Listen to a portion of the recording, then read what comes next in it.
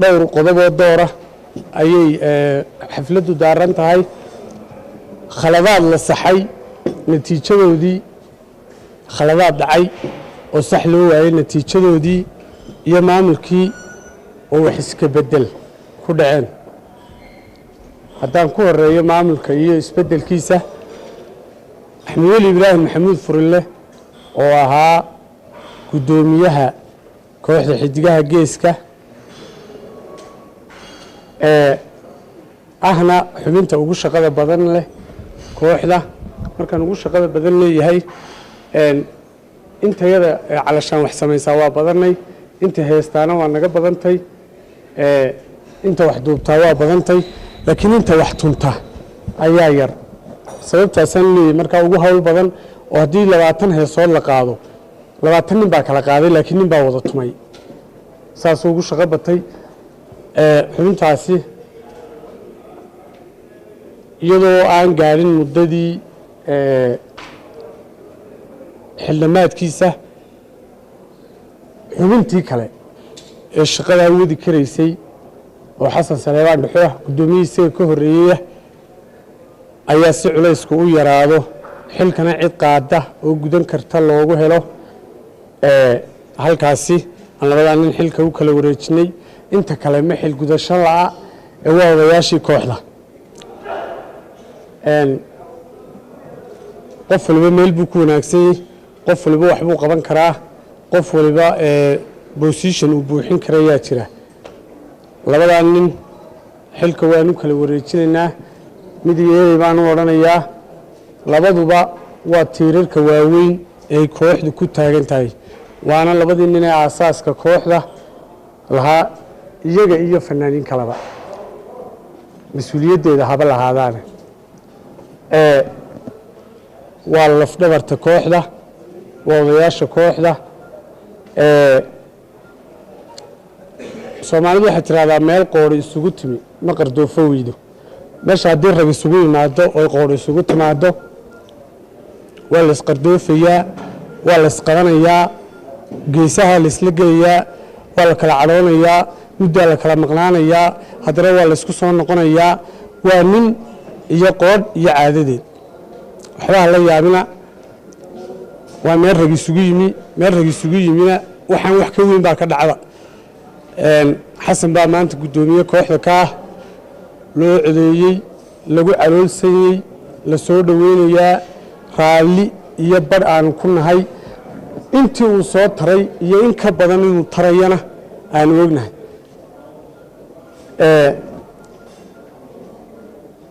waxaan u soo noqonayaa khaladaad la saxay. goobta waxa fadhiya oo kooxda awalna ku jiray oo qardoofadaa kaga maqnaa,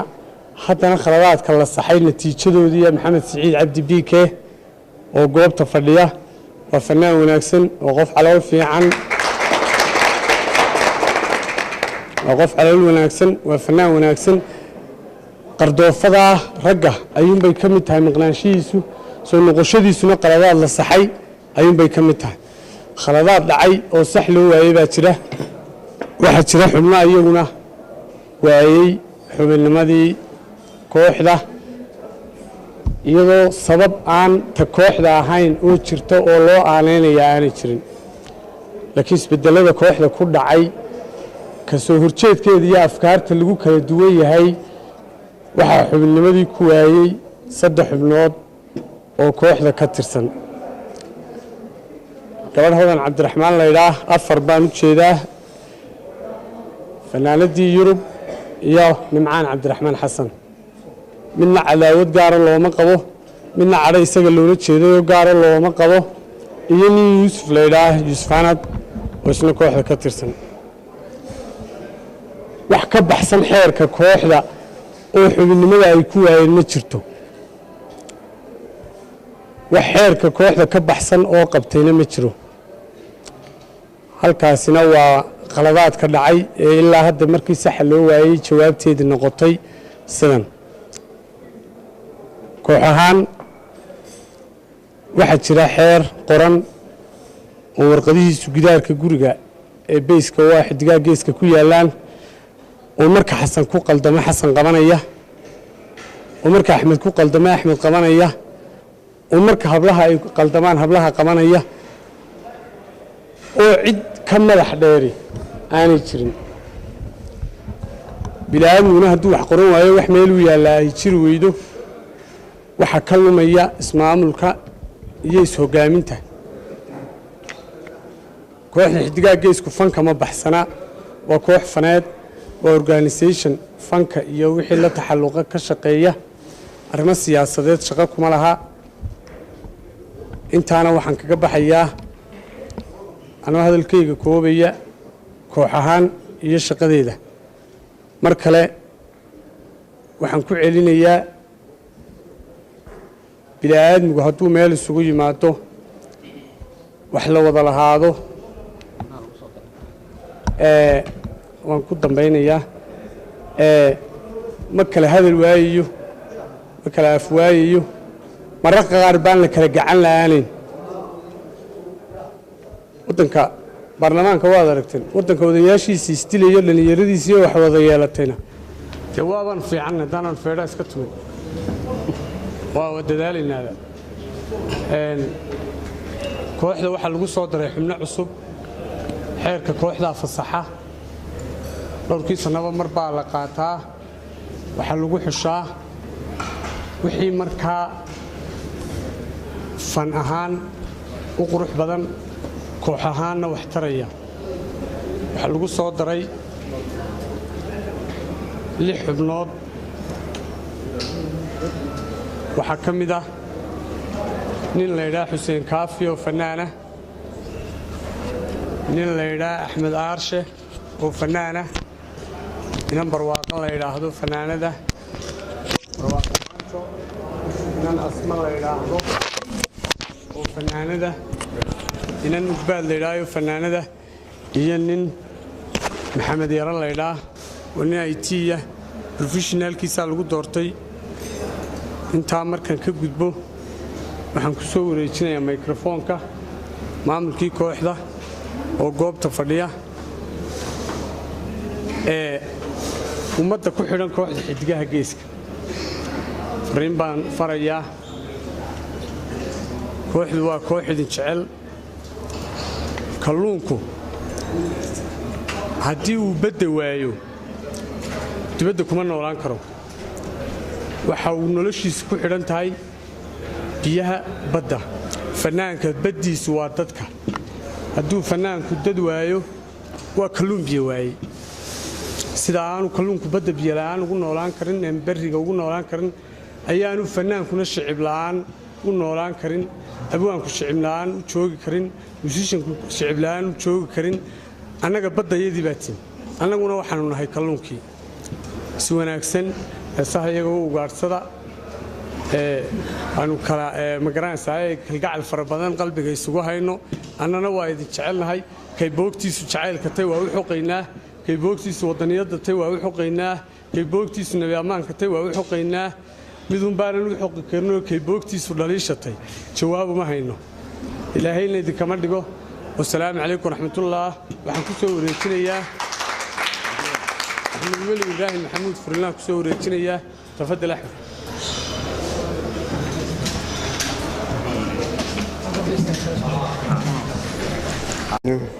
بسم الله الرحمن الرحيم مركا روحان سلامية ماملك عصب حدقها جيسكا والعالكي حسن سليمان لحو الله بصالح يا كوح ضيدة يا نادو سلامية تفهم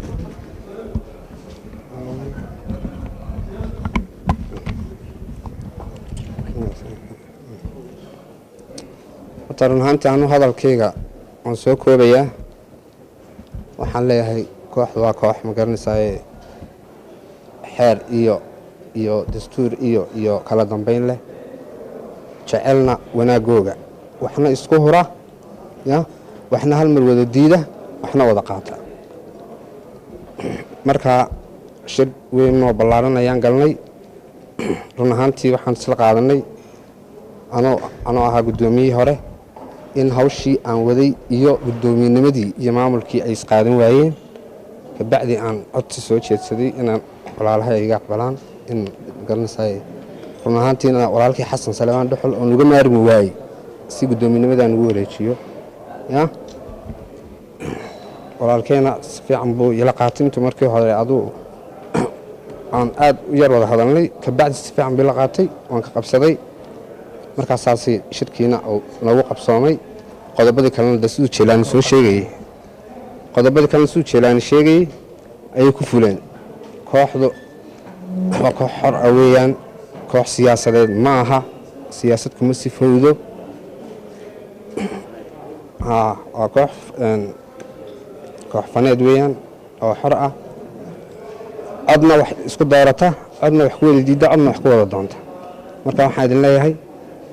ku soo dhawaada maamulka cusub inaan la shaqeynana diyaar baan u nahay annaga iyo kooxduba gebi maantana aan ku wareejinayaa guddoomiyeenimadii sacdal fayoodii ku jirtay iyo farxad iyo walaaltinimo weliba soo dhawaada. السلام عليكم ورحمة الله وبركاته. أفيانك قرنك مستعبد جود أصحابتك واحد حديها جيسك كحرا بهذا الصحافة ده لما أنت محمد الله السلام عليكم ورحمة الله وبركاته. ما ها أبد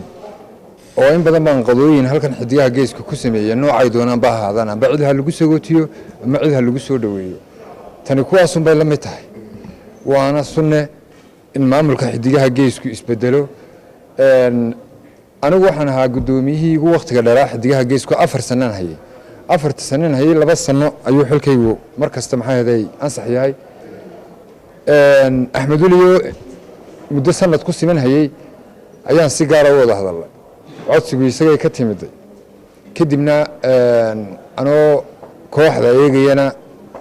isla markaana og culayska iyo miisaanka iyo mushkiladda iyo dhibta ay hogaaminta xidiguhu leeyihiin la jeclaan xidigaha iyo maamulka iyo xubnaha aan ka qabo marota ku aqbalay waxaan aaminsanahay waqtigaan ka maqnaa inaan jir ahaan iyo maskaxaan iyo aragti ahaanba nastay laakiin waxaan aaminsanahay xidigaha geesku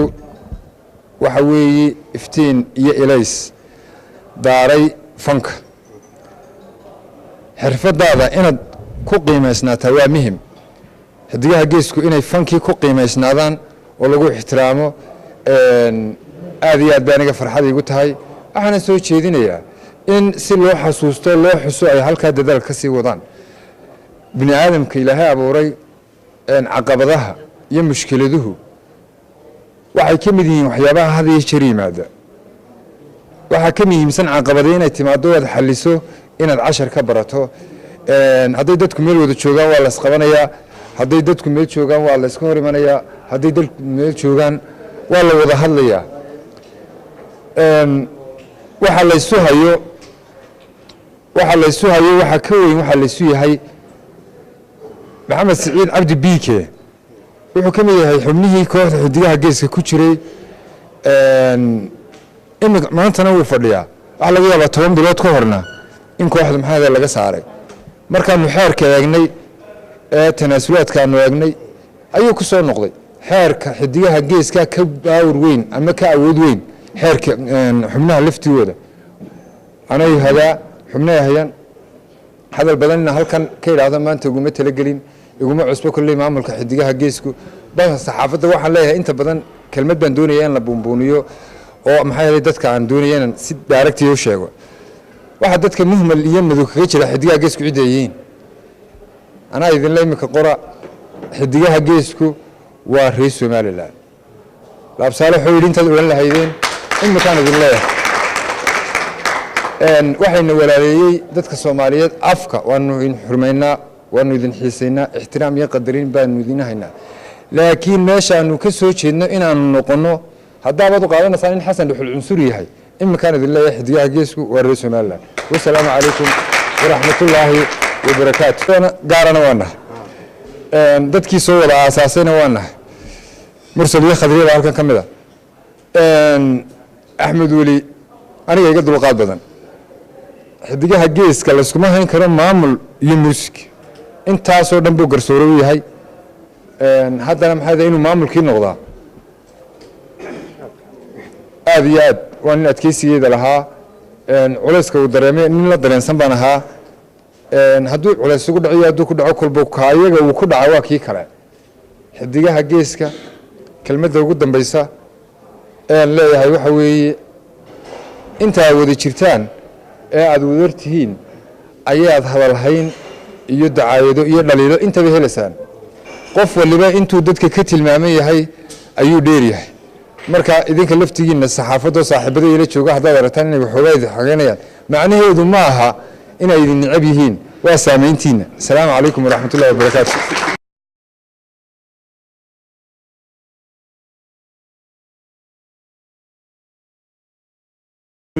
inaan laba qof iyo laba qof afar eray u idhaahdo ayaan ugu talagalay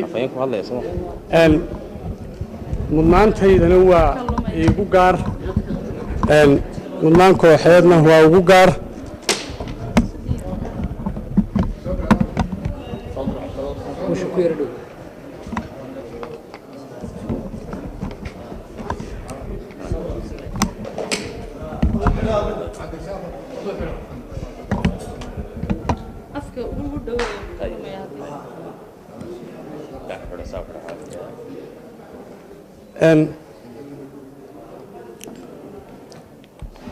أحمد ولي إبراهيم محمود فرلان ugu horeysiinaya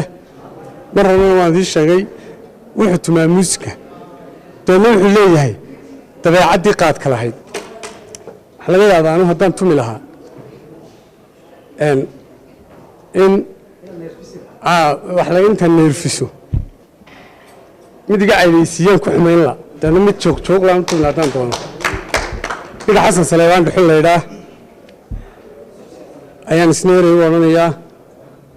waa shakhsiyad isna qalbi fiican waana nin howlkara halkan lagaga maarmi waayey buu qabaa isna soomaalidu waxay odhan jirtay welidda waxay ka hor xarayn jireen xoolaha neefkay bahalka uga baqanayaan calashaan waxaan uga socdaa in taraskii ayaa wuxuu galay in lasoo kala adduunyada lasoo kala xoraysto lasoo kala horxaraysto ninkaana qofnimadiisa wanaagsan iyo awooddiisa maamul ayaa isagana saaxiibtinimada iyada kooxeed xoojinaysa oo ah marka walaalnimada guud meel la dhigo waxaa ka mid ah maxamed axmed bakaal ninka laydhaa cero waa shaksi wanaagsan isu soo dhoweyn fiican tanaasulka iyo dad isu keenidda ka shaqeeya shaqadii ambiyadu qaban jireen dadka kaga dayday buu isna ka mid yahay bini'aadmiga wuu isu soo dhoweeyaa waxaa ka mid ah ninka maxamed siciid cabdi biike laydhaa waa shaksi qalbi fiican waa shaksi wanaagsan ninkaasi waa galbeed cilmigii jiray ninkaasina waa cadceeddii fariinta la faray ninkaasina waa awooddii lagu ceelbaxay ninkaasina waa naftii carshiga laga aqbalay su-aashaasaa igu badatay waa afartan nin dadka kale waan wada jecelay kamaan soo xulanin anigana abaalgaaray igu leeyihiin koox ahaanna nin walba abaal bay ku leeyihiin waxaan aad iyo aad iyo aada ugu mahad celinayaa nin qoraaya laba saaxiib baa meesha fadhiya oo dadka ka gaara aniga saaxiibnimadayda xuseen dayr baa fadhiya oo afhayeenka madaxtooyada nin bini'aadmiga isla sima aqoontiisu na saaxiibsiisay dadka aqoonta le barh badan waxaa lagu yaqaanaa inay afka taagaan oo dadka ay ka muujiyaan inay iyagu ka fiican ka weyn waa nin naga mid ah oo saaxiib wanaagsan kaysa halkaa isna fadhiya oo agaasimo ah oo aad noola shaqeeya cabdi good baa fadhiya odayga iyagiiya anigana saaxiibkay oo ninkii huriyey bixiyey isna oo goobta jooga saxaabta kale oo dhan waan salaamayaa bahdan ka mid ahaayee warbaahintaa joogta oo rag badan tv-ga ka wada shaqayno ayaa halkan jooga oo ninkani ka midiyey jimkan u aqaanaa cabdillaahi baasna halkaa jooga waan wada salaamaynaa afartan nin hadalkooda igu soo celiyey iyo dhammaan kooxda kale afhayeenkii horaa halkaa fadhiya xaaji oo nin dhallinyaraha isna kooxda ka mid ah aad iyo aad iyo aad baan idiin wada salaamayna waxaan ku soo dhaweynayaa afhayeenka oo ereygiisi iyo kelmaddiisii ina odhan doona oo noo martiya haye horteed aan ku soo dhaweeyo cabdi good tafadal camdi barakaatu waan laga leeyahay horta aniga waxa sharafaya maanta inaan xafladda ka soo qayb galo waxaana si gaar ah iigu casimay chairmanka cusub oo igu yiri leeyahay lawaana timaada xasan dhuxul absaalax aad baan u maadsan yahay xidigaha geeska laftigoodu waxa igu lahayn ka maqnaanin waxa laga yaabaa marka la arko aniga in la yaabo dadka qaarkood ama intayna daawan doontaa yiraahdaan cabdi good oo xidigihii geeska dhex jooga waxay arki jireen heesihii iyo wixii mar haddii biikeena soo noqday xasanna soo noqday seeftaydu way sii socotaa kulley aad iyo aad baan ugu faraxsanahay inaan maanta arkay xidigihii oo wada dhan khadra aad u culus baa halkaa iyana soo fadhida ifraax hargeysaan u jeedaa khadra halkan fadhida anigu hablahan salaamaya horta xidigaha geeska waa hablo aad ugu dhabar adeegay inay magaranaysaa xidigaha geeska ka mid noqdaan la-aantoodna aanay ubax noqdeen xidigaha geesku midda kaliya maanta halkan ka helay waxay tahay in xidiguhu sharci leeyihiin inay hoggaanno leeyihiin wanaagsan in sharcigoodu wax qabto waxna soo dhaweeyo oo intaynu ka kala laanahay ummadda Soomaaliyeed adduunka meel kasta joogto inay intaasoo kala sameeyaan horta inta xidiguhu maanta garteen inay gartaan mid kalena waan leeyahay xasan dhuxul absaalax waa nin run ahaantii marka aanan anigu isaga u hadlaynin aan se ka hadlaya xagga hogaaminimada waxaad doorateen darriyal hogaamiye run markaa doonayno waa nin aad iyo aad hawlkar u ah laakiin la jeclo badan ay ka hayso ma garanaysaa kooxda ninna hadda waxa la jecla ka hayso ma xumeeyo waana taynu ka doonayno dadka ma garanaysaa inay maamulaan inay la jecladaas oo kale yeeshaan sida qaabka la isugu dhaweynayo axmed wali furullah musician ko culays badan haya markuu kari waayo inuu inta dib ugu noqdo uu yiraahdo warbahashi iga qabta guddoomiyanimadii musiciannimadii ma oran karo laakiin guddoomiyanimadii iga qabtana waa mid sharaf u ah in la isu tanaasulo dadku way kala qardoofaan waa la isqabtaa waa la kala tagaa laakiin in hogaamintu ay noqoto mid qurux badan deemala waxaan maleynayaa isku mar bay ka tageen laab saalax iyo biike haddana waxaad moodaa maanta inuu isku mar ku soo noqdeen taana waxaad arki karaysaa in sharcigii uu shaqaynayo xasan dhuxulna waxaan leeyahay hal mid baan u odhanayaa qaalin laba la siistay baa la yidhi Soomaali waxa ku mahada qaalin laba nilgood la soo siistay hadda marka hore laba la soo siistay nilga wanaag dhanku kufaan maaha qaalinku marka hore laba la soo siistay marka inaad sii faalisay maaha marka xasan waxaan ku leeyahay qaalinkii labada la soo siistay baa tahay adna hawshaada halkii ka wad wasalaamatu الله رب العالمين والصلاة والسلام على رسول الله شرف ملقي ماموس بيتاي مانتا هالكن إنن كل قضايا كوحدة كعام بحذي ضدك أفك الصومالي كوهاد له وقت كان حاضر كأ أي هذا الهينتا دايرتا يدالا دحى وان كمل هاي أي هذا قبلنتاي واحد دقيقة جيسكا هون ستارس باند أو مانتا لبك علينتي يدبو هباينتي وعسلين تجرين لغو سميي waxaan leeyahay maamulkii hore iyo maamulka dambe fanaaniintii hore fanaaniinta cusub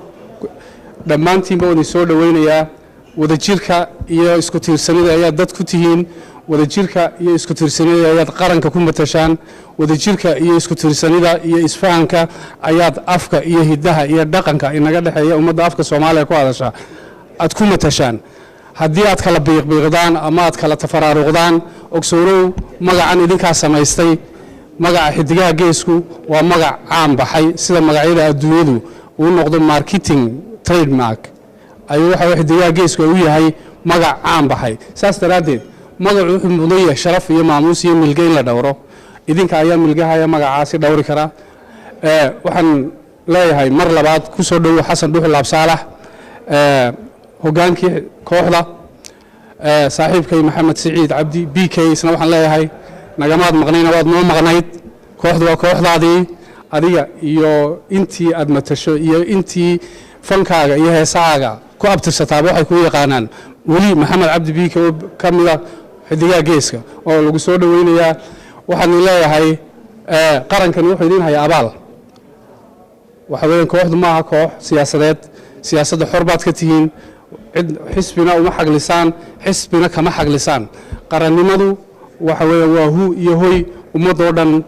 ay ku soo hirato saas daraaddeed marka la maqlo xidigaha geeska heesaha wadaninimada ah ee ay qiiradu ku dheehan tahay ee aad qaadaysaan marka la maqlo heesaha wacyigelinta ah ee aad qabyaaladda kaga hadlaysaan marka la maqlo heesaha abaaraha iyo in laysku naxariisto ka hadlaya run ahaantii waa wax lagu faani karo waa darajo aad ka dheer tihiin ama aad kaga mudan tihiin dhammaan inta afka soomaaliga ku hadasha gobol kastay ku nool yihiinba xidigaha geesku iyagoo aan tacab qaran la gelin iyaga oo aan tijaarto aan u hagar bixin ayaga ayaa heerkaa isgaarsiiyey waxaan leeyahay wadajirkaa aad maanta muujiseen qarankan ayay horta faa'iido u tahay waananu idinku faanaynaa inaad somalilan u dhalateen inaad somalilan ka soo jeedaan qadiyaddiinnu xad bay leedahay waata somalilan fankiinnu soomaali oo dhan baa dhegaystaa saas daraaddeed waxaan filayaa maadaama aad hargeysa ka aasaasateen hargeysa inay tahay hoygii fanka dadka afka soomaaliga ku hadla saas daraaddeed qaranka jamhuuriyadda somalilan wuxuu idin leeyahay waxaad ku mahadsantihiin wixii aad hore ugu soo tidhaahdeen erey iyo ficil iyo afba intaa idinka badanna waan idinka baahannahay dalkeennu maanta wuxuu ku jiraa wacyi aad u adag waxaa jira sicir barar waxaa jira abaaro waxaa jira waxyaabo badan baa jira saas daraaddeed kolley astaantii qarannimada iyo hiilkii qarannimada aad u muujinayseen halkiisii baanu idinka filayn haddaanu xukuumaddii nahay maaha macnaheedu noo hiiliya oo annaga mataqaana qaladaad nagu taageera wixii aanu ku qaldannahay waad noo sheegi kartaan diyaar baanu nahay laakiinse taasi waa inay toosin u noqotaa dhaliisha toosinta diyaar baanu nahay marka xidigaha geesku laba kaclayntan dib u habayntan waxaan leeyahay guul baad ka gaari doontaan waxaad noqon doontaan fankiinnu guud ahaanba shanta qaaradood adduunka wuu ku fiday laakiinse waxaad